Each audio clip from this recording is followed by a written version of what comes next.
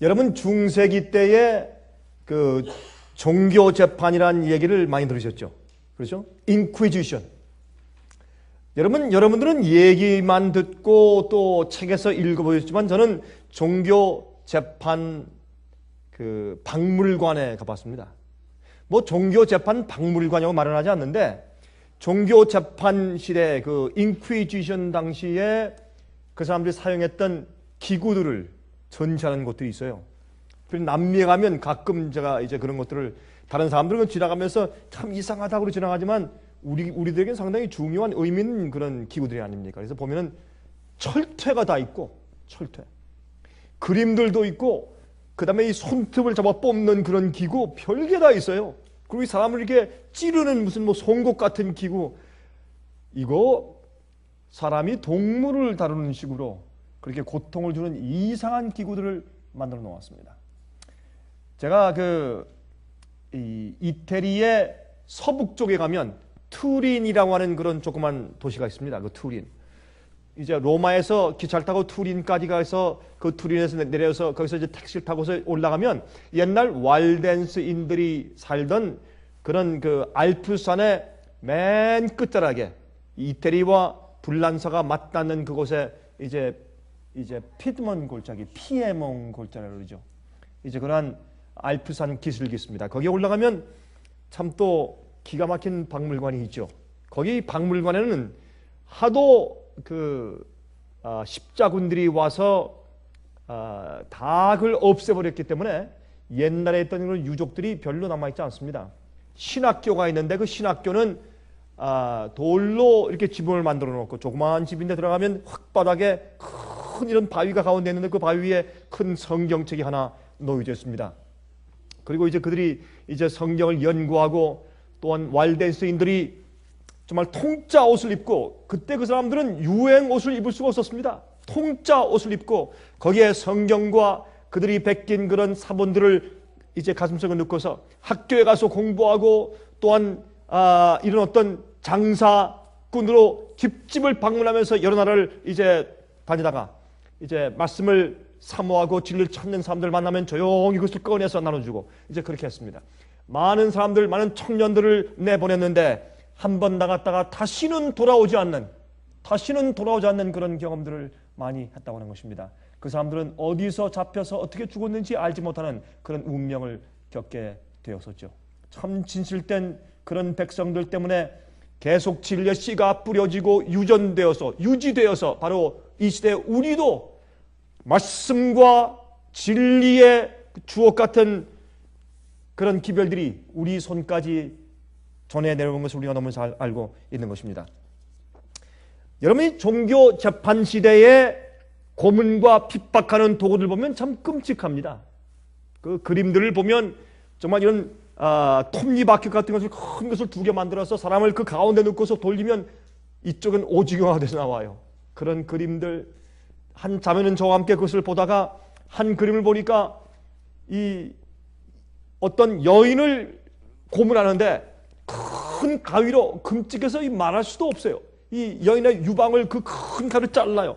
그 그림을 보고 어떤 자매가 왔다가 까무러치면서 뛰어나오는 자가 보았어요. 실제 그런 그림들을 거기에 그려놓은 것을 보았습니다. 얼마나 끔찍한지. 그런데 우리가 핍박하면 마치 이러한 일들이 끔찍한 일들이 우리에게 닥칠 것이라 생각하지만은 또 재미있는 것은 오늘날 기독교회는 말이죠. 이 요한계시록에 대한 이해를 많이 잃어버렸기 때문에 선구자들 종교개혁 당시에 짐승이 누구며 적그리스도가 누구며 작은 뿔 세력이 누구며 짐승의 표를 주게 하는 짐승의 세력이 누구인지를 다 잃어버렸기 때문에 그것을 뒤집어서 미래주의로 갖다 놓아서 앞으로 기독교를 핍박하는 어떤 하나님을 믿지 않는 예수님을 믿지 않는 어떤 그런 특별한 독재 세력이 나타날 것이라고 이상하게 적용시켜버렸기 때문에 그들이 앞으로 이해하는 핍박의 종류나 핍박의 방법이나 누가 누굴 핍박하고 하는 것을 전부 다 사람들이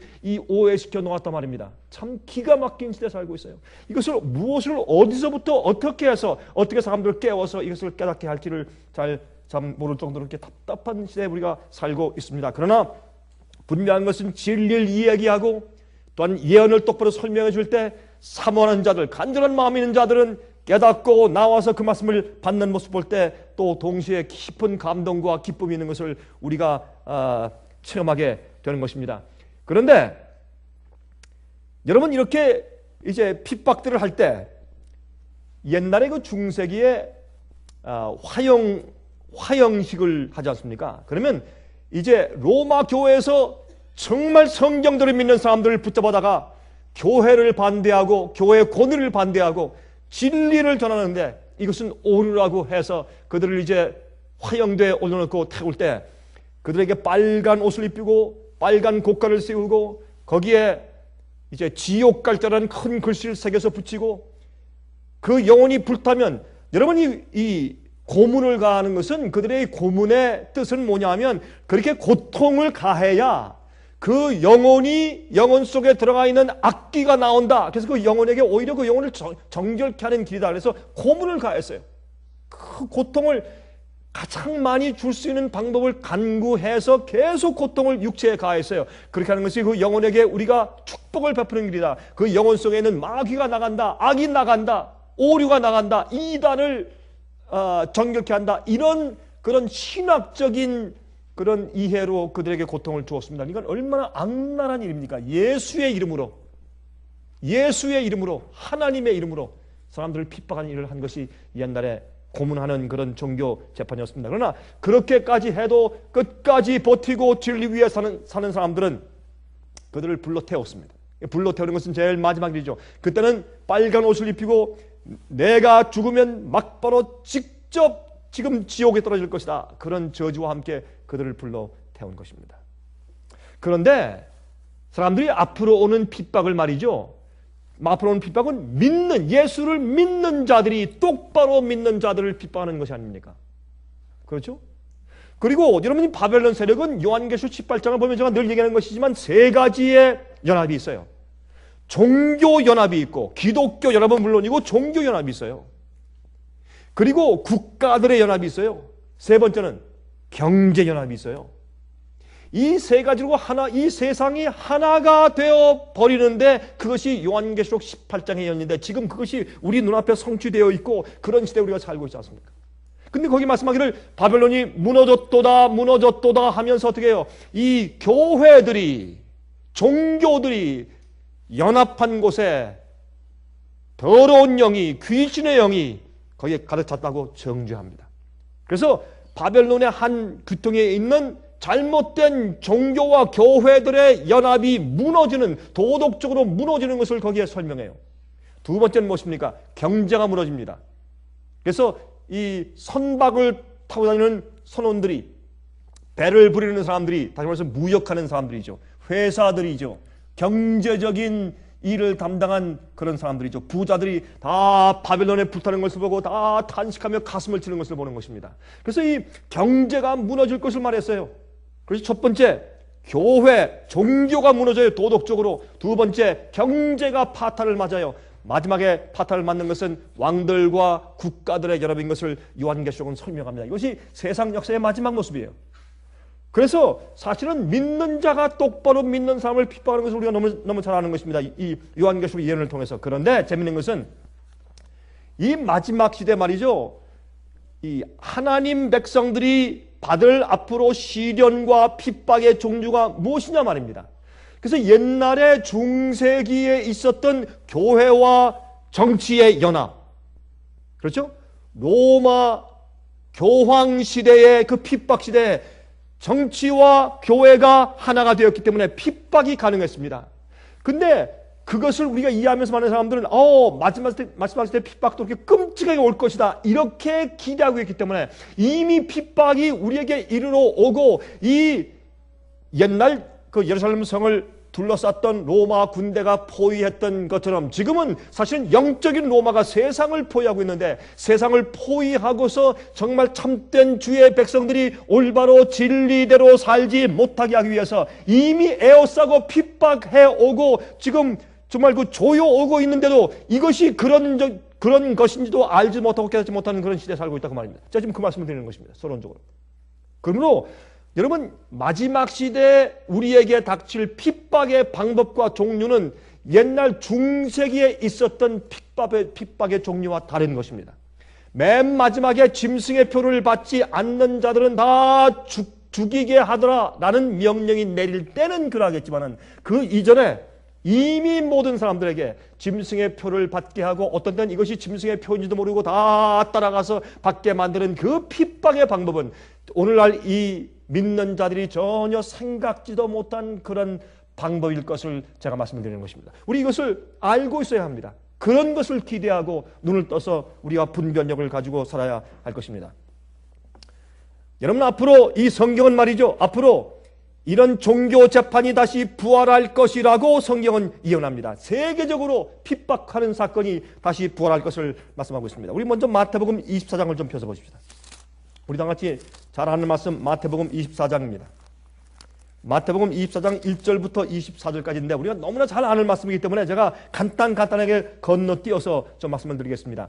여러분, 여기에 마태복음 24장의 질문은 무엇입니까? 질문은 무엇이고 답변은 무엇입니까? 우리가 잘 알다시피 여러분 12제자들이 예수님께 질문할 때 주님 보십시오, 저렇게 멋있는 저런 성전을 가진 나라가 어디 있겠습니까? 하나님께서 우리를 선택된 민족으로 선택하신 그 징조가 그 보이는 하나의 표가 바로 저 성전 아닙니까? 저렇게 아름다운 성전. 이 세상이 멸망해도 우리 성전은 망할 수가 없습니다. 이 세상 모든 나라가 저주를 받고 파멸할지라도 이 나라는 절대로 멸망할 수가 없습니다. 나는 교단주의, 국가주의, 우월주의, 선택된 민족으로서 자만하는 우월주의에 가득 차 있었을 때 예수님께서 충격적인 답변을 하시죠. 너희가 저 성전을 보느냐? 너희가 보는 저 성전이 돌이 돌 위에 하나 첨 놓이지 않고 다 무너뜨려 올 것이라고 말씀했습니다. 여러분, 제가 이 세미나 할 때 이제 늘 말씀드린 얘기지만은 이 타이터스 장군이 성전 포위가 2번 있었죠. 그렇죠? 베스파시우 장군이 쳐들어와서 포위하고 있다가 이유도 없이 물러갔고 3년 반 후에 타이터스 장군이 쳐들어와서 이제 포위한 다음에 싸울 때 절대로 저 성전을 무너뜨리지 말라고 했습니다. 절대로 그 성전을 범하지 말아라. 물론 외교적인 입장도 있지만 그 성전이 참 아름다웠기 때문에. 그러나 한 그 로마 군인이 실수로 횃불을 집어던졌어요.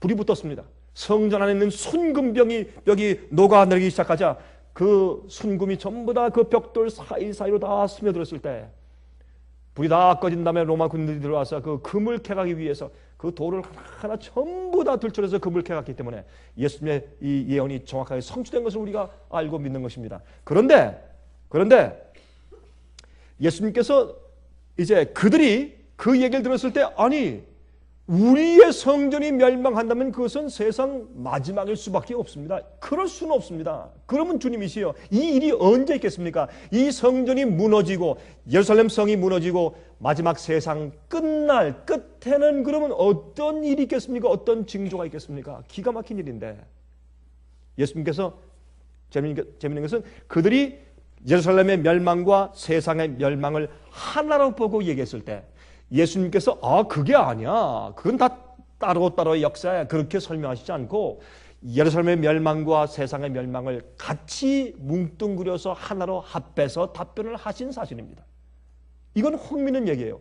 그것은 예수님께서 AD 70년도에 예루살렘 성이 멸망하고 세상 마지막 시대 세상 역사의 멸망은 그 사이에 거의 2000년이라는 그런 기간이 있을 것임에도 불구하고 왜 예수님께서 그 성의 멸망과 마지막 세상의 멸망을 동일시해서 같이 한꺼번에 주님께서 답변을 주셨는가? 그것은 우리에게 흥미를 주는 얘기입니다. 그 이유는 예수님께서 예루살렘 성의 멸망을 세상의 멸망의 표징으로 주님께서 설명해 주셨다 그 말입니다. 그래서 우리가 역사적으로 연구하면 예루살렘 성이 멸망하기 전에 있던 모든 그런 예언적인 징조들이 마태복음 24장의 세상 마지막 끝이 되기 이전에 있었던 모든 징조들과 똑같은 일이 일어났어요. 지진 그 당시도 있었어요. 기근 있었어요. 전쟁의 소문들 있었어요.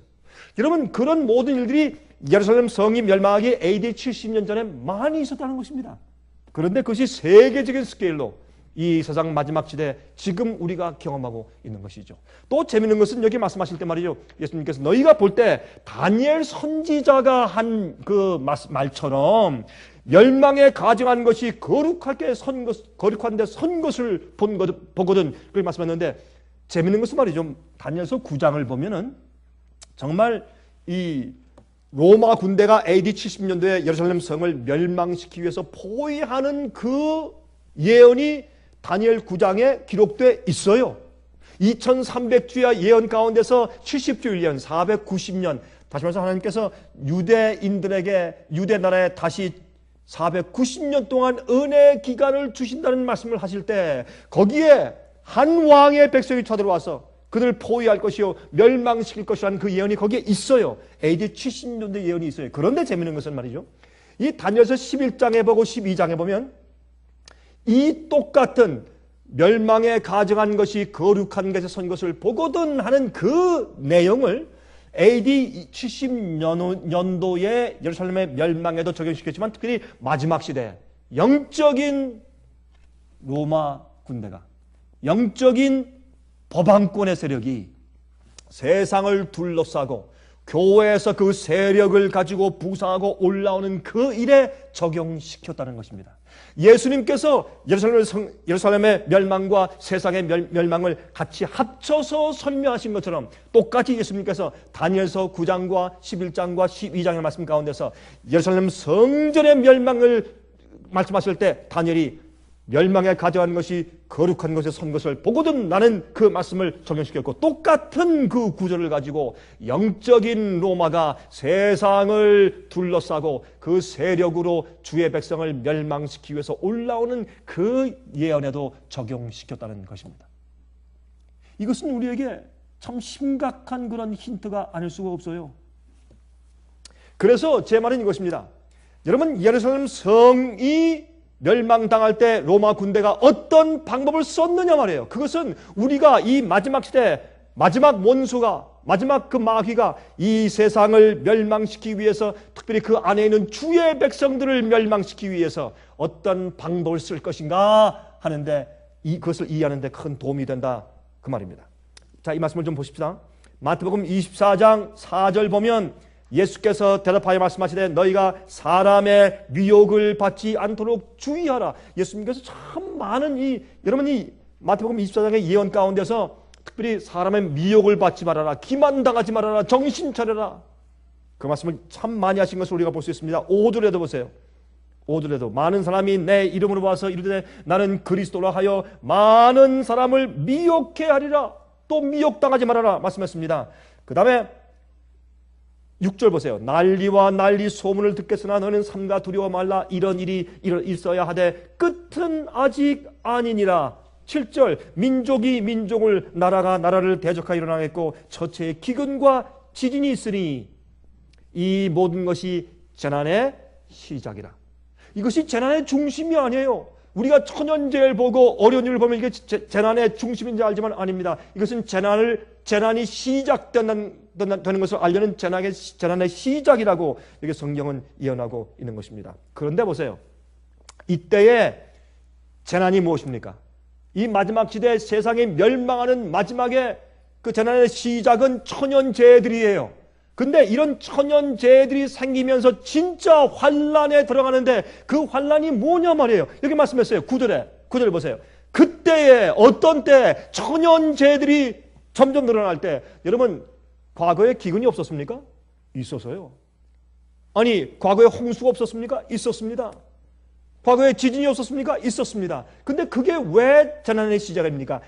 이런 모든 천연재해의 빈번도와 강도가 점점 심해지는 것이죠. 지난 2009년도에는 지금까지 있었던 이 재해 가운데서 특별히 지진의 숫자는 훨씬 제일 많았으며 강도가 강했습니다. 지금 이렇게 점점 천연재해의 강도가 강해지고 빈번도의 수가 많아지는 것을 여기에 주님께서 말씀하셨다 그 말입니다. 그래서 점점 가까이 오는 것을 알게 되는 것입니다. 지구가 낡았어요. 옛날에 노아 홍수 당시에 여러분 무드셀라가 여러분 무드셀라의 이름이 메뚜셀라, 죽으면 온다. 무엇이 옵니까? 홍수, 심판이 온단 말입니다. 그래서 그가 시름시름 죽어갈 때, 무드셀라가 약해서 점점 죽어갈 때 이제 멸망이 곧 닥친다는 것을 안 것처럼 지구가 점점점 낡아지고 힘이 없어져서 점점 이런 천연재해가 생길 때 이제 앞으로 큰 심판과 어려움이 오는 것을 그 당시 알았던 것처럼 믿는 자들 말입니다. 마찬가지입니다. 이런 일들이 생기면 그때에, 어떤 때, 이런 징조가 보일 때, 그때에 이제 정말 예수께서 말씀하는 멸망이 와요. 그 멸망이 무엇입니까? 그때 사람들이 너희를 환난에 넘겨주겠으며 너희를 죽이리니 너희가 내 이름을 위하여 모든 민족에게 미움을 받으리라. 이것이 환난이에요. 이것이 멸망의 시작이에요. 여러분, 마지막의 시작은 천연재해고 멸망과 환난의 시작은 잡아 죽이는 것이에요. 주님의 이름과 진리의 이름으로 우리가 죽고 핍박당하는 것이, 어려움 당하는 것이에요. 여러분, 그런데 재미있는 것은 예루살렘 성전을 멸망할 때 실제 로마 군대가 포위해서 무엇을 하느냐 말이에요. 그것은 마지막 시대에 영적인 군대가 쳐들어와서 주의 백성들을 잡아 없애기 위해서 어떤 핍박을 행할 것인가 하는 것을 우리에게 알려주는 힌트란 말입니다. 그러므로 여기 보세요. 11절에 보세요. 많은 사람을 미혹해 하겠으며 누가? 거짓 선지자가 많이 일어나서 많은 사람을 미혹하게 하겠으며 10절에 보세요. 그때 많은 사람이 시험에 빠져서 서로 잡아주고 서로 미워하겠으며. 제가 브라질 가서 제가 집회를 하는데 거기에 있는 형제들이 그런 얘기를 해요. 서로 배반하는 일을 얘기하는데 같은 진리를 가지고 믿고 있던 사람들이 마음이 약해져서 가족의 핍박, 교회의 핍박, 아니면 어떤 자기의 직책이나 자기의 어떤 특권들을 박탈당하는 핍박. 여러분, 인기를 잃어버리고 자기 평판을 잃어버리고 자기의 지위를 잃어버리는 핍박은 참 견디기 힘든 것입니다. 그건 절대로 쉬운 것 아닙니다. 그렇게 할 때 이렇게 변해버린 사람은 자기들을 욕하고 핍박하는 사람보다 2배, 3배나 더 한대요. 마음이 변절한 사람들의 핍박은 제일 힘든 것입니다. 마지막 시대 진리를 믿다가 그 진리로 거듭나고 진리로 거룩해지지 않은 사람들은 우리에게 가장 큰 원수가 된다 그랬어요. 옛날도 그랬고 지금도 그러하고 앞으로도 할 것입니다. 정말 진리를 믿는 자들을 잡아주는 사람들을 누가 잡아주겠어요? 서로 잘 아는 사람이 잡아주지. 전혀 모르는 사람이 고발해요? 아닙니다. 너무 나를 잘 알고 내 곁에 있던 사람들이, 진리를 변절한 사람들이 잡아주는 것입니다. 여러분 기억하십시오. 여러분 다락방에서 예수님께서 제일 처음에 성만찬 예식을 하실 때 그때 주님께서 그들의 발을 씻기시고 그들과 함께 기도하시면서 살을 떼어주고 떡을 떼어주고 포도즙을 주면서 이것은 내 살이고 이것은 내 피라고 말씀하시면서 그들을 위해서 주님께서 마지막 기도하시고 주의 말씀을 하실 때 그 자리에 있지 않았던 가룟 유다가 예수님을 팔았습니다. 여러분, 교회를 팔고 주를 믿는 자들을 팔고 계명을 지키고 진리를 아는 사람을 마지막에 팔아넘기는 사람들은 너무나 잘 알고 함께 있었던 자들이에요. 근데 어떻게 된 자들? 변절한 자들. 왜 변절할까요? 그렇게 하기 위해서 로마 군대에 특별한 작전이 있었어요. 여러분, 그것을 우리가 역사 가운데서 읽고 보게 되는 것입니다. 그래서 보세요. 13절에 그러나 끝까지 견디는 자는 구원을 얻을 것이라. 그 다음에 이런 일이 있을 때, 그런 참 환난, 여러분 천연재해가 많이 임할 때 아니에요. 조금 더 지나서 어떤 이런 핍박이 있을 때에 변절자가 생기고 잡아 죽이는 일이 생기고 고발하는 일이 생기고 이런 실제적인 진짜 환난에 들어갈 때 그때에 이 천국 복음이 모든 민족에게 증거가 되기 위해서 온 세상에 전파되니 그제야 끝이 올 것이라. 그래서 여러분 마태복음 24장의 말씀 보면 이게 간단한 말씀 같아도 가만히 보면 그 순서를 주님께서 얼마나 기가 막히게 우리에게 전개 주셨는지 모르는 것입니다. 자, 여러분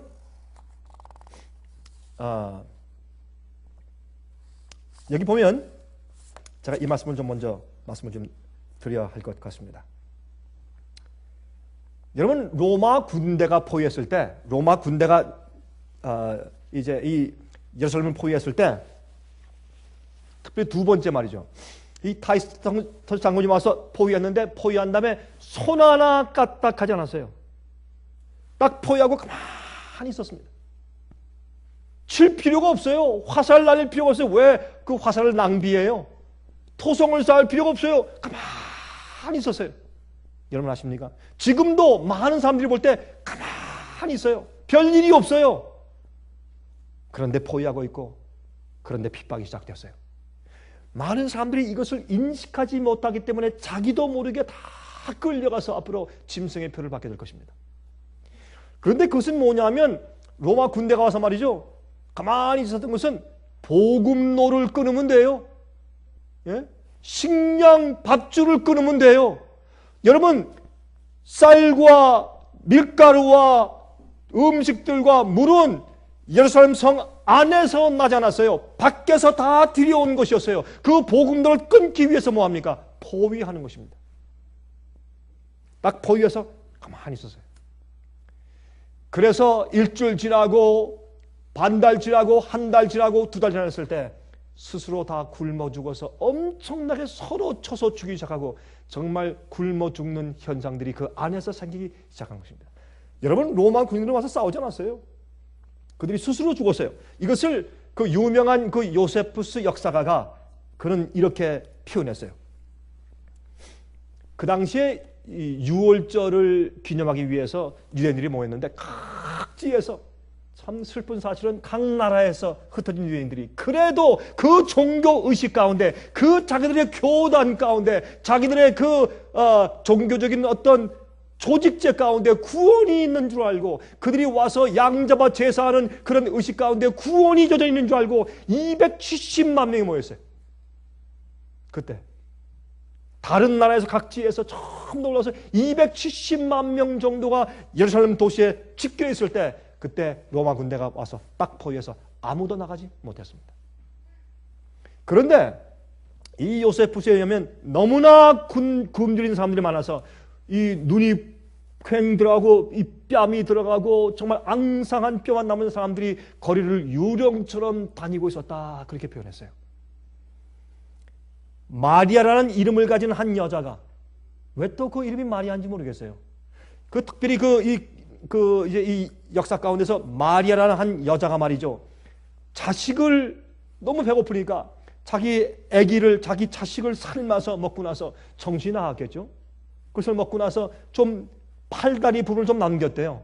또 먹으려고 남겨서 이렇게 감춰놓는데 구수한 냄새가 나니까 깡패 집단들이 달려와서 무슨 먹을 것이 있는지 칼을 가져와서 내놓으라고 가서 이제 이렇게 뭐 덮어놓은 것을 본 다음에 어린 아기의 팔다리인 것을 보고 깡패들도 질겁해서 도망을 갔다는 그런 얘기들 아주 자세하게 요세푸스 역사가는 적습니다. 여러분, 예배할 때 좀 끔찍한 얘기해서 좀 이상하죠? 사람들이 좀 들어야 돼요. 알아야 돼요. 이게 무슨 뜻인지 좀 이해해야 돼요. 그 다음에 한 번은 로마 군대들이 이 자연히 함락된 다음에 들어가서 보니까 이 구덩이들이 있는데 이곳저곳에서 구덩이를 파보니까 어떤 구덩이는 1000명의 시체가 나오고 어떤 구덩이는 2000명의 시체가 나오고 어디 뭐 관도 없고 어떻게 뭐 수위를 쌓을 수도 없으니까 그냥 대량으로 갖다 묻어가지고 얼마나 끔찍한지 그 잔인했던 로마 군인들도 불쌍해서 눈물을 흘렸다고 그렇게 요세푸스 역사가는 기록하고 있습니다. 깡패들이요, 이 음식 찾기 위해서 다니는데 자기 칼이 잘 드는지 안 드는지 시험하기 위해서 그저 이 거리엔 시체가 즐비했으니까 가면서 시체를 쿡쿡 찔러서 실험해보고 또 산 사람도 찔러서 이거 베어보고 쳐보고 찔러보고 베어보고 이렇게 자기들의 무기를 실험하기 위해서 죽은 시체와 사람들을 그렇게 농락했다고 그 역사는 적고 있습니다. 얼마나 그 폐허와 그 끔찍함이 도저히 읽을 수가 없어요. 제가 한 번은 그걸 제가 이렇게 쭉 읽다가 제가 한번 이렇게 덮었어요. 그 그 적나라한 표현이 너무 기가 막혀서. 여러분 그런데 아십니까? 지금 헤이티에서 일어난 지진, 그 지진이 생긴 다음에 있는 사건이 얼마나 비슷한지 몰라요. 예? 사람들은 묻을 수가 없어 큰 웅덩이를 파고 수백째 그냥 시체를 묻어버리고 누가 어디서 어떻게 죽었는지 알 수가 없어. 찾을 길이 없어요. 거리에는 시체 썩는 냄새가 진동하고 한국에서 이 119 구조대가 거기 갔다가 이렇게 보고했다 그래요. 우리는 여러 나라 가서 도와주고 우리 한국에서 참사에 가서 도와주고 불을 껐지만은 이렇게 끔찍한 현장을 우리가 과거에 목격한 적이 없습니다. 너무 끔찍해서. 헤이티의 이번 그 지진 사건 때문에 여러분 제가 그 신문 기사를 읽으면서 어쩌면 옛날에 그 예루살렘의 멸망 사건과 얼마나 이렇게 흡사한가 하는 느낌을 제가 느낄 수 있었습니다. 시체 썩는 냄새가 코를 찌르고, 예? 그 당시에 이렇게 이 역사가는 적었습니다. 성 밖으로 운반된 시체 숫자가 11만 5,880명. 성 밖으로 그렇게 할 수도 없으니까 뭐 마차가 있어서 끌어나가지. 나중에 할 수 없어서 성 밖으로 그냥 너무 썩으니까 시체를 들어서 성 밖으로 내쳐버린 시체의 숫자가 60만 명. 그래서 전체 죽은 자의 숫자가 약 110만 명에 이르렀다고 역사는 적고 있어요. 흥미있는 것은요, 이 일이 있기 전에 한 1년 동안 하늘에 칼 같은 모양의 해성이 나타나서 없어지는 않아요. 해성이 와서 계속 불타듯이 있었다고 했어요. 그걸 보아도 사람들이 회개하지 아니했고 예수님의 예언을 기억하지 못했어요. 그 육중한 무거운 성전문이 어떤 데 저절로 빗장이 벗어지고 저절로 삐 하고 열렸다가 사람들이 가서 또 이산에서 또 닫아서 빗장을 거두면 또 얼마 있다가 또 빗장문이 열리고 또 삐 소리 내고 그 육중한 문이 저절로 열려버리고 이런 일들이 있었어요. 또 어떤 밤에는 큰 마차들이 군대들이 막 이제 도망가는 그런 마차 소리가 막 들렸고 사람들이 이상하다. 정말 군대가 왔는가 이 창문을 열고 내다 볼 정도로 그런 큰 소리가 예루살렘 시에 들렸다는 것입니다. 그리고 군대들이 포효하는 그런 영화 같은 형상들이 구름 위에 막 나타나고 하나님은 자비하신 분이에요.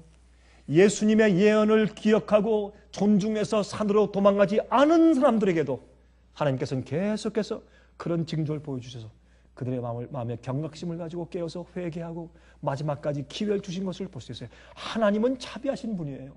맨 마지막에 주님께서 악인들을 멸망하시고 나중에 주님께서 할 수 없이 짐승의 표를 받은 자들에게 7 재앙으로 주님께서 이 세상을 퍼부으실 때 그때 아무도 하나님의 자비와 사랑과 동정에 대해서 오래 참으심에 대해서 의심하거나 원망할 자가 단 한 사람도 없을 것이 하나님은 그렇게 놀라운 분이기 때문에 그렇습니다. 여러분과 저도 우리 개인의 생애 가운데 주님께서 얼마나 오래 참으시며 기다리시고 은혜를 베푸시고 우리의 그 못된 성질을 버리게 하시고 우리의 죄의 습관을 버리게 하시고 우상을 버리게 하시고 주 앞에 무릎 꿇고 진심으로 회개하기 위해서 주님께서 얼마나 오랫동안 우리 개인들을 참아오셨냐 말이에요. 하나님은 그런 분이에요. 하나님은 국가를 참으시고 개인을 참으시고 교회를 참으시고 교단을 참으시고 가족을 참으시고 오랫동안 참아오시다가 주님께서 맨 마지막에 할 수 없이 이젠 붙잡은 사방 바람을 놓아라 할 때 엄청난 세상의 폐허가 이 땅에 임하게 될 것입니다. 또 한 청년이 말이에요. 한 청년이 있는데 이 청년의 이름이 제수예요. 제수라는 이름의 청년이 말이죠. 7년 동안 1년이 아니에요. 2년이 아니에요. 5년이 아니에요. 7년 동안 한 청년이 그 예루살렘의 거리를 왔다 갔다 골목길을 왔다 갔다 하면서 예루살렘과 성전에게 화가 있을지어다 멸망이 임한다 7년 동안 오르내리면서 그렇게 경고의 음성을 발했대요. 그러면 제사장들이 기분 나빠서 불러다가 채찍질해서 놓으면 나가서 또 전하고 붙잡아 감옥에 가두면 거기서 고통당하다가 또 내보내면 또 전하고 7년 동안 한 청년이 오르락내락하면서 예루살렘과 성전에게 화가 있을지어다 곧 멸망이 임한다고 외쳤다는 것입니다. 때리면 아프다고 때리지 말란 말도 하지 않고 있다가 나가서 또 전하고 하다가 나중엔 그가 감옥에서 죽었습니다. 하나님께서 그 완악한 백성들의 마음 가운데 깨닫게 하기 위해서 주님께서 얼마나 많은 징조를 주시고 사랑의 음성으로 기다리시고 그렇게 말씀하셨는지 사람들이 그 음성을 들을 때 너무 지겹고 싫고 듣기 싫고 그를 멸시하여서 그렇게 박대하였습니다. 지금 참된 주의 종들이 외칠 때 많은 사람들이 박대하고 경멸하는 것처럼 말입니다. 세상 역사는 항상 그러한 것을 우리가 알 수 있어요. 여러분 이런 일들을 보면 이번에 있었던 헤이티의 지진이 정말 흡사한 그런 사건들을 눈앞에 보여주는 것입니다. 그렇게 해도 사람들이 깨닫지 못하는 것이 무엇이 세상에 오고 있는지 모르는 것입니다. 여러분 보세요. 그러므로 그 당시에 로마 군대는 와서 싸울 필요가 없어요. 손 하나 까딱 안 했어요. 화살 하나 쏘거나 창 하나 던지지 않았어요. 가만히 있었어요. 왜요? 그들은요 음식이요 저절로 아침이라면 음식이 자기 상 위에 놓여지는 줄 알아요. 자기 돈은 은행에 가면 있고 그렇죠? 음식은 시장 가서 마켓에 가면 있고 너무 그렇게 익숙하게 살았기 때문에 전혀 어떤 일이 생기지 않을 줄 알았어요. 그들은요 그들이 마시는 물이 똑같이 물통에 있고 그들이 먹는 음식이 똑같이 그날 아침에 다음날 아침에 음식상 앞에 차려 놓을 것이라고 기도했고 너무 그렇게 훈련받아서 거기에 익숙해져 있었기 때문에 조그만 불편도 그들은 견딜 수 없게 그들이 결정적으로 훈련받게 되었단 말입니다. 지금도 마찬가지입니다. 여러분 옛날에 말이죠. 짐승의 표를 받을 때 너희 표 안 받아? 안 받으면 사고 팔고 못한다? 그러면 옛날에는 다 웃었을 거예요. You gotta be kidding me. 예? 나 뭐 농담하는 거야? 그랬을 거예요. 왜요? 우리 집에 밭에 가면 음식이 있고 밭에 가면 감자 고구마 있고 쌀이 나오고 예? 채소가 있고 우리 집에 젖소에 짠 우유가 있고 우리 우물에서 퍼올린 물이 있고 무슨 걱정이 있어요? 아니 사고 팔고 못하게 한다고요? 마음대로 해보시오. 나한테 좀 농담하는 것이요. 그랬을 거예요. 그래서 이 세상은 뭘 만들었습니까? 예? Monetary system. 예? 금융제도를 만들었어요. 돈의 제도를 만들었어요. 은행 제도를 만들었어요. 모든 사람이 우린 지금 은행에 없으면 못 살아요. 제가 여행할 때마다 여러분 크레딧 카드를 딱 꺼내가지고 하면 안 통하는 데가 없어요. 다 통해. 아프리카도 통하고 남미도 통하고 유럽도 통하고 가는 곳마다 요 플라스틱 카드 하나만 있으면 가지고 다니면 돼요. 그리고요 돈이 있으면 돼요. 여러분 그 돈을 실제로 보면 그 돈은 그냥 이렇게 이 불에 태워서 불쏘시개 하면 딱 좋아. 우리 돈은 또 기름기가 있어 잘 타요. 또 돈은 말이지 다른 종류보다 신문지 타는 것처럼. 그런데 이 돈이 없으면 우리가 지금 못 살아요. 우리는 음식을 우리 밭에서 만들지 않습니다. 그 돈이 있어야 사요. 많은 사람은 물도 그거 있어야 사요. 전기도 그 돈이 있어야 사요. 그렇죠? 그래서 우리는 여기에 아주 익숙해져 있어요. 너무나 거기에 익숙해져 있어요. 그래서 이 세상의 경제 시스템은 하나로 연합되어 있습니다. 은행과 거래를 안 하면 못 살아요. 돈이 없으면 살 수가 없어요. 돈의 거래, 통화 방법이 없으면 우리가 사고 팔고 할 수가 없는 것입니다. 여러분 이것은 참 심각한 것이에요. 이렇게 해놓았다가 경제적으로 파탄을 시키면 사람들이 할 수 없이 먹고 살기 위해서 끌려가지 않을 수가 없어요. 끌려가지 않을 수가 없어요. 여러분 그래서 마지막 시대의 핍박의 방법은 경제적인 제재입니다. 많은 사람들은 어떤 독재자가 나와서 어떤 큰 핍박을 가하고 금방 우리를 감옥에 가두고 금방 우리에게 어떻게 할 것처럼 생각하지만 그렇지 않습니다. 마지막에요. 짐승의 표를 가하는 그런 일이 생기면 그때는 이미 늦었습니다. 그때는 준비할 수도 없고 영적으로 우리가 준비할 수도 없는 것입니다. 여러분 이 말씀을 좀 드려야 되겠습니다. 여기 이런 말씀이 기록되어 있습니다. 이 말씀은 화면 통해서 듣는 분들은 이 말씀이 체계적으로 이해가 안 되는 분들은 전화하세요. 이메일하세요. 그래서 이 재료들을 받아나가세요. 그리고 이런 DVD를 받아나가세요. 그래서 공부하세요. 연구하세요. 여기 보면 이런 말씀을 우리가 발견할 수 있어요. 이건 말씀이라고 하면 안 되죠. 이것은 C.F. 토머스 추기경이 1895년도에 10월 28일자에 질문한 사람한테 편지한 편지 내용이에요. 그는 이렇게 말했습니다. 물론 우리 천주교회는 예배하는 날짜를 변경한 것이 우리 교회가 한 일이라고 주장하는 바입니다. 그 행동이, 다시 말해서 하나님께서 성경의 계명을 통해서 예배하라는 날짜를 바꾼 그 행동이 바로 이 로마 교회의 고난과 종교적인 일들에 대한 권위를 나타내는 표입니다. 이렇게 했어요. 그리고 캐톨릭 레코드라는 그런 지가 있어요. 캐톨릭 레코드라는 지에 1923년도 9월 1일자에 일요일은 우리의 권위의 표입니다. 교회의 권위가 성경의 권위 위에 있는데 우리가 안식일 준수에 대한 계명을 바꾼 것이 바로 이 사실에 대한 증거입니다. 그렇게 말했습니다. 여러분, 짐승의 표가 무엇이며 사람들이 전혀 이해하지 못하고 지나는 이 이슈가 무엇인지 모르는 분들은 전화하세요. 여러분, 제가 이런 얘기를 이렇게 솔직히 말씀드린 이유는 그 뒤에 있는 그 배경이 너무나 엄숙한 것이고 너무나 중요한 것이기 때문에 그렇습니다. 사람들이 전혀 알지 못하고 앞으로 짐승의 표를 받게 될 것을 제가 너무나 가슴 아프게 알고 있기 때문에 제가 이 말씀을 드리는 것입니다. 여러분, 깨어나십시오. 그리고 이게 무엇인가 알고 나면 전화하십시오. 그리고 기도하십시오. 심각한 시대에 우리가 살고 있는 것을 보는 것입니다. 여러분, 이런 말이 있어요. 토마스 제퍼슨, 미국의 건국 아버지 가운데 한 분인 토마스 제퍼슨이 말했습니다.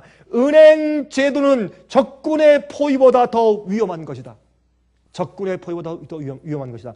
여러분, 그 잭슨 대통령은 여러분 이렇게 페더럴 리저브 시스템을 이렇게 만들고 중앙은행 시스템 만들 때 이것은 얼마나 위험한 것이 모른다. 이것은 미국을 결국을 파탄이 것이다 라고 그렇게 예언했어요. 옛날 대통령 잭슨 대통령은.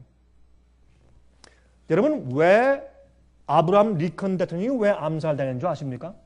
그 이유가 있습니다. 바로 이러한 일을 반대했기 때문에 암살당했습니다. 여러분, 존 F 케네디 대통령이 왜 암살당한 줄 아십니까? 이거는 사람들이 다 알고 있는 비밀입니다. 이건 공개적인, 그것을 우리가 공개적인 비밀 그러죠. 다 알고 있지만 실제로 말하지 않는 것. 그가 죽은 이유는 여기 있어요. 이러한 페더럴 리저브 시스템, 중앙은행 제도, 이것은 미국 국가에서 하는 것이 아니라 돈은 우리가 찍어야지. 다시 말해 금리는 우리가 정해야지. 우리가 알아서 해야 될 텐데 우리 국가 정부와 상관이 없는 어떤 제도가 생겨서 어떻게 미국의 경제를 주름잡는가, 이건 안 된다라고 반대했기 때문에, 그 이유 때문에 존 F 케네디 대통령은 암살당한 것입니다. 여러분, 이런 얘기는 사실은 많은 사람들이 말하지 않는 얘기지만 그건 사실입니다. 여러분이시요. 그러므로 지금은 온 세상에 이미 금융제도, 돈제도 이런 것 때문에 이미 세상은 다 포위당해 있었고 포위당해 왔으며 사람들은 그래서 알지 못하고 지나는 것입니다. 그래서 우리 모든 지구에 있는 우리 모든 국민들은 가난한 나라나 부한 나라나 전부 다 돈이 있어야 가서 물건을 사도록 그렇게 훈련 받아왔어요. 그게 끊어지면 살 수가 없어요. 이것이 가장 무서운 핍박입니다. 그러므로 짐승의 표를 받지 아니하면 사고 팔고 못해. 거기에 누가 서겠어요? 누가 그것을 이기겠어요? 누가 자식이 아파서 배고파 울고 찡찡거리는데 그 배고픈 아이들 보면서 어느 부모가 그 진리를 위해서 죽겠다고, 진리를 위해서 내 아이들까지도 내가 대단을 바쳐서 내 주 앞에 생명을 주 앞에 다 의탁하고 우리가 참겠습니다. 그런 믿음을 가질 자가 얼마나 되겠어요? 이렇게 오늘날 세상은 기만당하여 살고 있는 것입니다. 기만당하여 살고 있는 것입니다. 제가 브라질 가서 상파울로 가서 집회하고 사람들을 보면서 그런 질문들 들으면서 제가 한번 질문하니까 한 250명 정도의 각종 종파에서 캐톨릭 교인, 감리교인, 장로교인, 침례교인 많이 모여서 이제 제가 이런 말씀을 설교하니까 나중에 끝나면 와서 질문들을 하고 하는데 들어보니까 참 사람들이 너무나 깨어나는 사람들은 너무 놀라서 감사하고 찬송을 부리지만은 사람들이 일반적으로 너무나 모르는 흑암 가운데 살고 있는 것을 제가 다시 한번 느끼게 되었어요. 도대체 우리가 어떻게 하면 좋을까요? 여러분, 어떤 사람들은 엉뚱한 이상한 영을 가지고 성령이라고 말하고, 엉뚱한 거짓 기적을 가지고 참 기적이라고 말하고, 거짓 복음을 가지고 내가 구원받았다고 마음에 거짓 화평을 가지고 있고, 참 진리와 복음도 모르고 예언도 모르는 채 흑암 가운데 살고 있으면서, 어떤 사람들 마치 마귀의 영에 걸리는 것처럼, 어떤 이상한 영에 걸리는 것처럼 이상한 고집과 이상한 편견을 가지고 마음대로 살고 있는 이러한 오해의 벽을 어떻게 뚫고 들어가서 그 영혼에게 빛을 주고 깨닫게 하고 설득시켜서 주님의 참된 복음과 예언의 이해로 데려올 것이냐 말이에요. 이것은 성령의 역사밖에는 그 일을 할 길이 없습니다. 저는 그래서 성령을 간구합니다. 저는 그래서 마지막 추수 사업을 위한 늦은 비 성령과 주님께서 복음으로 설득시킬 수 있는 그 파워를 저는 간구하고 기도합니다. 주님의 성령 역사가 우리의 말에 함께 하시면 우리 말이 그래서 단순하지만은 힘이 있고 정말 파고 들어가는 페네트레이트하는 그런 능력이 있어서 그 영혼을 설득시켜서 마음 가운데 간절한 마음이 있고 진리를 찾는 사람들은 전부 다 변화시키고 불러서 하나님께로 인도할 수 있는 그 능력, 하루에 3,000명을 회개한 베드로의 능력이 어떻게 우리에게 가능하냐 말이에요. 그것은 우리 기술도 아니고 우리의 논리도 아니고 우리의 웅변도 아니고 우리의 좋은 강의나 설교도 아닙니다. 그것은 내 속에 나를 주관하시고 나를 완전히 사로잡고 계시는 성령님의 역사일 수밖에 없는 것입니다. 성령을 받아야 합니다. 우리는 정말 성령을 받아야 합니다. 얼마나 많은 사람들이 거짓된 가르침 속에 살면서 어둠 가운데 살고 있는지 말할 수가 없어요.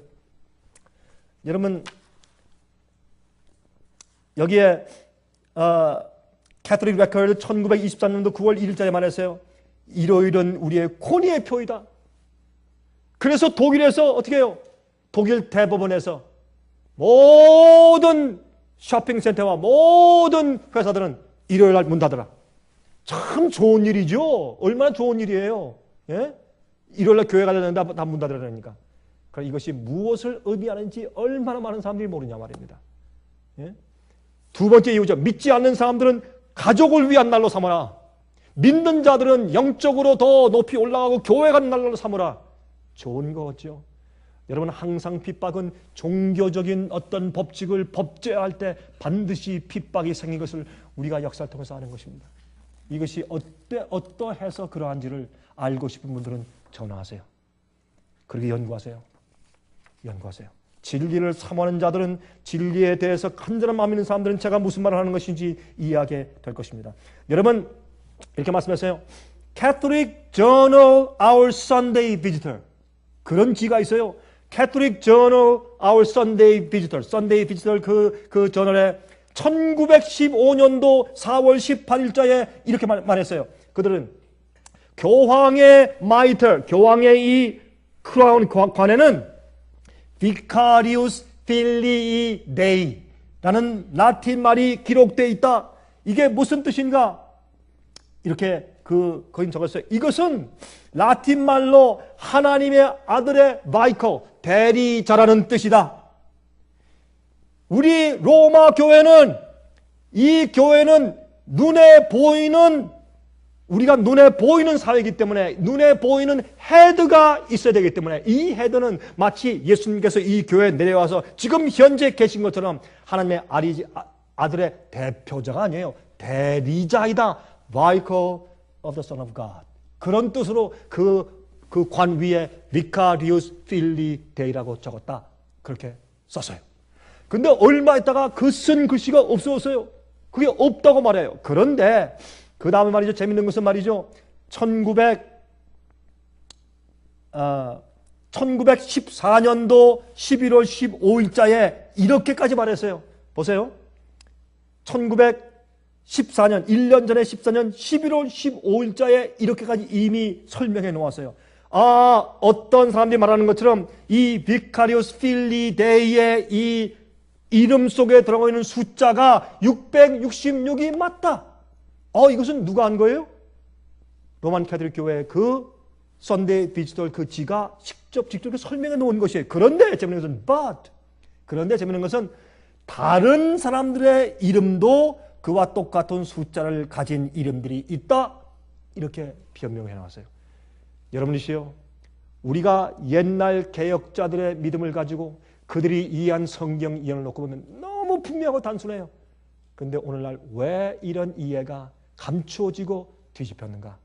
그것을 진리를 알고 간단한 사람들은 이게 무슨 뜻인지 이해할 수 있게 되는 것입니다. 제가요 이번에 이제 상파울로 갔는데, 상파울에는 지금 참 상파울로시는 한 1,300만 명이 사는 도시니까 큰 도시입니다. 거기에 한 진실된 주의 백성들이 몇 명이 이제 모여가지고 라디오 방송을 해요. 근데 여러분, 이 라틴 사람들은, 다시 말해서 이 남미 사람들은 좀 뭐라 그럴까요? 좀 태평해요.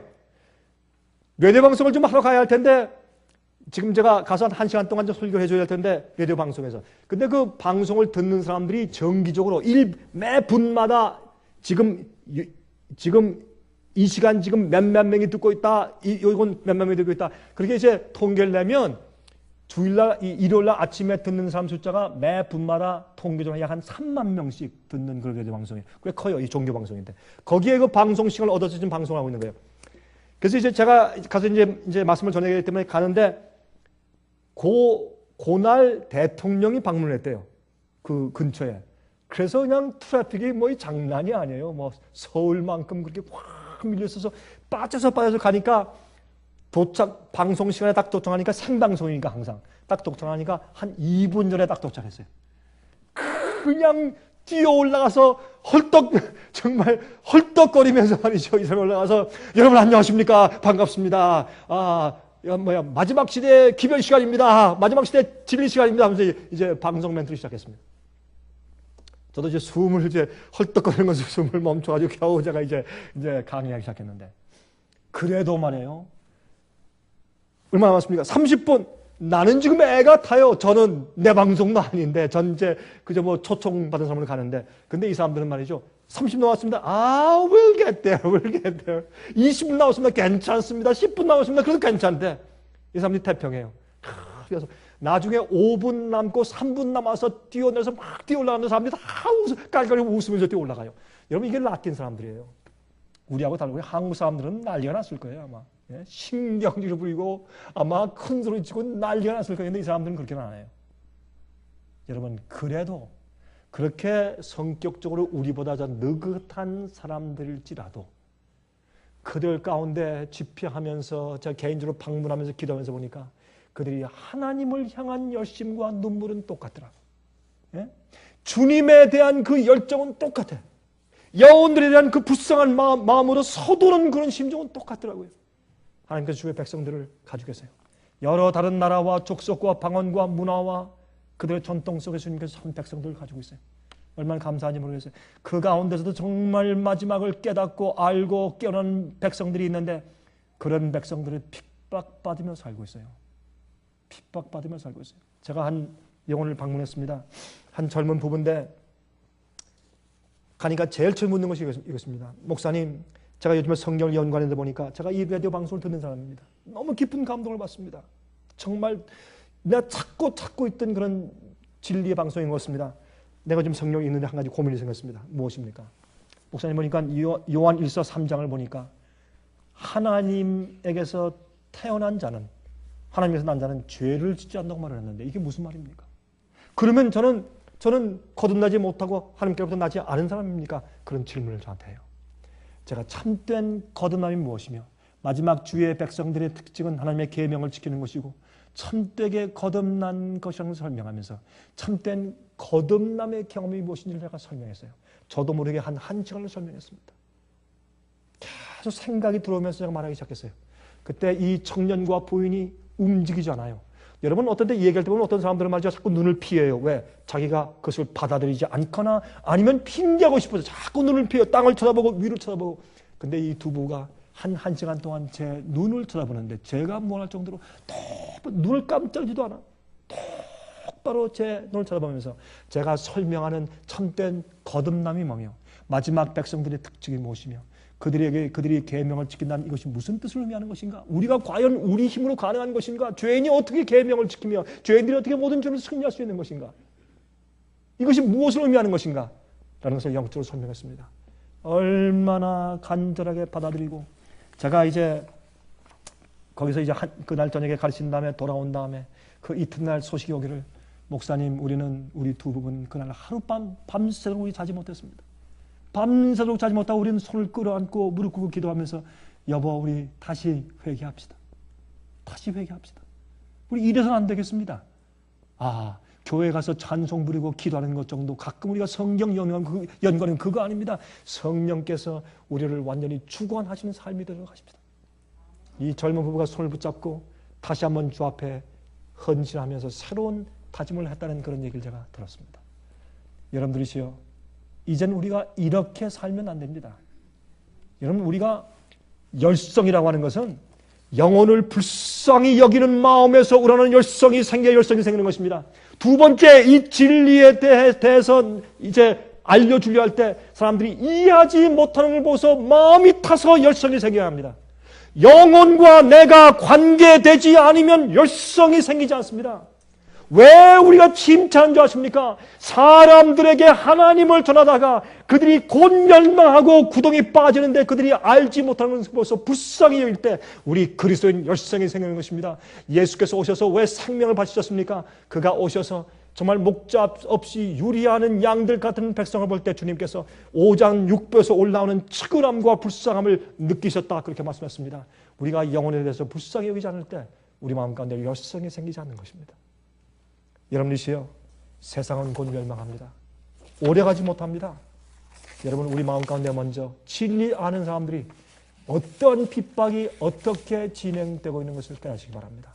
경제적인 핍박입니다. 이 핍박은 조여오고 있고 이미 그렇게 되고 있고, 이것이 한동안 지나면 그 다음에 진짜 영적인 종교적인 핍박이 올 것입니다. 깨어나서 나와 내 가족을 살리고 우리가 접촉하시는 많은 영혼들을 깨우는 참된 주의 백성들 되시기를 저 간절하게 바랍니다. 자비하신 하늘에 계신 우리 아버지시여, 주님께서 예언하신 것처럼 앞으로 많은 사람들이 우리를 잡아주며 핍박하며 하나님께 하는 예일 것이라고 말하는 시대가 바로 이 시대인 것을 우리가 압니다. 주님이시여, 옛날 로마 군대가 예루살렘 성을 압박하고 포위한 똑같은 방법이 이 세상에 지금 자행되어지는 것을 봅니다. 우리가 그런 희생자들로서 그렇게 포위당했습니다. 우리는 돈이 없으면 못 삽니다. 하나님, 경제적인 체제가 없으면 우리는 살 수가 없습니다. 은행이 없으면 우리는 지낼 수가 없습니다. 주여, 이렇게 된 우리의 형편 가운데 우리가 어떻게 하나님의 은혜를 받을 수 있습니까? 저를 도와주시옵소서. 이 말씀을 들은 자들에게 하늘의 지혜를 허락하셔서 어떻게 하는 것이 주께서 말씀하신 것처럼 산으로 도망가는 경험인지 깨닫게 알게 하여 주시옵소서. 그리고 주님이시여, 기도하옵는 것은 우리에게 성령을 부어주셔서 옛날 주의 사도들이 나가서 그 핍박 시대에 나가서 복음을 크게 외쳐서 천국 복음을 세상에 전파한 것처럼 저희도 그렇게 할 수 있도록 도와주시옵소서. 우리는 우리 자신을 돌아볼 마음이 없습니다. 우리의 먹고 사는 것을 돌아볼 마음이 없습니다. 우리는 우리의 출세를 돌아보고 세상에서 번영에 대해서 관심을 갖지 않습니다. 우리의 관심은 영원한 하늘에 있습니다. 우리의 관심은 많은 영혼들의 구원에 있습니다. 우리의 관심은 그 영혼들이 어떻게 해서라도 진리와 빛을 받고 구원받게 되는 데 있습니다. 어떻게 하면 우리가 그런 일을 할 수 있으며 어떻게 그렇게 큰 설득력을 우리가 가질 수 있습니까? 저희를 불쌍히 여기시고 하늘로부터 약속하신 성령의 능력을 허락하셔서 우리가 주의 종들 되게 하시옵소서. 많은 영혼들이 우리와 함께 거룩한 주님의 나라에 있게 해 주시옵소서. 우리 마음 가운데 예수의 마음을 주시옵소서. 영혼에 대한 간절한 사랑을 주시옵소서. 인내심과 충성심과 신실함을 허락해 주시옵소서. 살아계신 예수 그리스도의 크신 이름을 의지하여서 간절하게 기도드리옵나이다. 아멘. 은혜 많이 받으셨습니까? 지금까지 들으신 이 생애의 빛 예배 설교는 간절한 마음으로 진리를 찾는 분들과 정직한 양심으로 말씀을 받아들이고 언제나 진실이 무엇인지를 생각하는 그리스도인들을 위한 말씀입니다. 주변 가족들이나 친지들 중에 말씀을 사모하고 순결한 신앙을 갖기 소원하는 분들이 계시면 생예빛 예배설교 DVD를 소개해 주시기 바랍니다. 매주 원하시는 분들의 가정으로 직접 배달되는 생예빛 예배설교는 개인의 신앙 부흥이나 소규모 그룹 예배를 위하여 DVD와 CD로 제작되었습니다. 생예빛 예배설교 DVD와 CD를 원하시는 분들은 1-877-704-1004번으로 전화하여 신청해 주시기 바랍니다. 미국 동부시간으로 월요일부터 금요일까지 9시에서 5시 사이에 전화해 주시기 바랍니다. 그럼 다음 시간까지 안녕히 계십시오.